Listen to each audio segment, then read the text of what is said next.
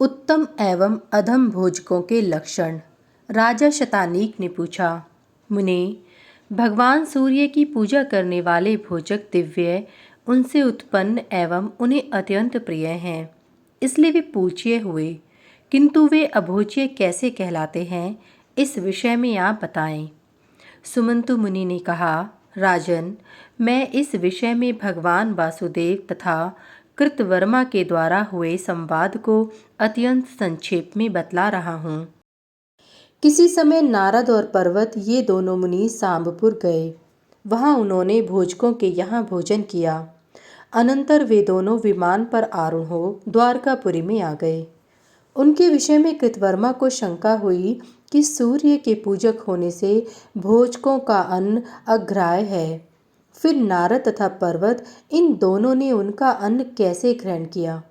इस पर वासुदेव ने कृतवर्मा से कहा, जो भोजक अव्यंग धारण नहीं करते और बिना अव्यंग के तथा बिना स्नान किए भगवान सूर्य की पूजा करते हैं और शूद्र का अन्न ग्रहण करते हैं तथा देवार्चा का परित्याग कर कृषि कार्य करते हैं, जिनके जात कर्म आदि संस्कार नहीं हुए हैं, शंख धारण नहीं करते, मुंडित नहीं रहते, वे भोजकों में अधम हैं। ऐसे भोजक द्वारा किए गए दिवार्चन, हवन, स्नान, तर्पण, दान तथा ब्राह्मण भोजन आदि सत्कर्म भी निष्फल होते हैं। इसी से अशुचि होने के कारण वे अभोज्य कहे गए हैं। भगवान सूर्य के नैवेद्य, निर्माल्य, कुंकुम आदि शूद्रों के हाथ बेचने वाले, भगवान सूर्य के धन को अपहृत करने वाले भोजक उन्हें प्रिय नहीं हैं तथा वे भोजकों में अधम हैं। जो भोजक भगवान को भोग लगाए बिना भोजन कर लेते हैं, उनका वह भोजन उन्हें नरक प्राप्त कराने वाला बन जाता है। अतः भगवान सूर्य को अर्पण करके ही नैवेद्य भक्षण करना चाहिए, इससे शरीर की शुद्धि होती है। वासुदेव ने पुनः बतलाया, कृतवर्मन, भोजकों की प्रियता के विषय में भगवान सूर्य ने अरुण को जो बतलाया उसे आप सुने।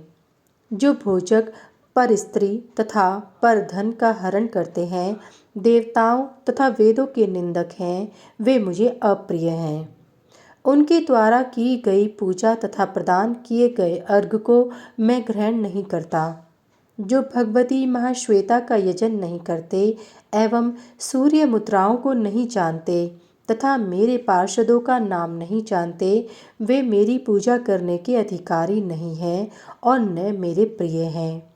इसके विपरीत देव, द्विज, मनुष्य, पितरों की पूजा करने वाले, मुंडित सिर वाले, अव्यंग धारण करने वाले, शंख ध्वनि करने वाले, क्रोध रहित, तीनों काल में स्नान एवं पूजा करने वाले भोजक मुझे अत्यंत प्रिय हैं एवं मेरे पूजन के अधिकारी हैं।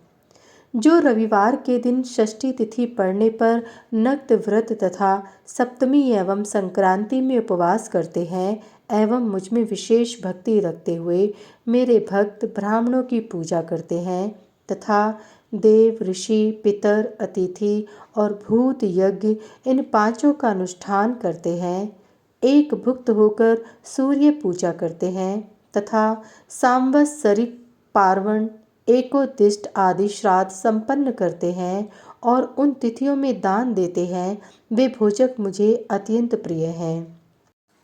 तथा जो भोजक माघ मास की सप्तमी को करवीर पुष्प, रक्त चंदन, मोदक का नैवेद्य, गूगल, धूप, दूध, शंख, वाद्य ध्वनि, पताका तथा छत्रादि से मेरी पूजा करते हैं, घृत की आहुति देकर हवन करते हैं तथा पुराणवाचक ब्राह्मणों की पूजा करते हैं, वे मुझे प्रिय हैं। इतना कहकर भगवान सूर्यदेव सुमेरु गिरि की ओर बढ़ गए।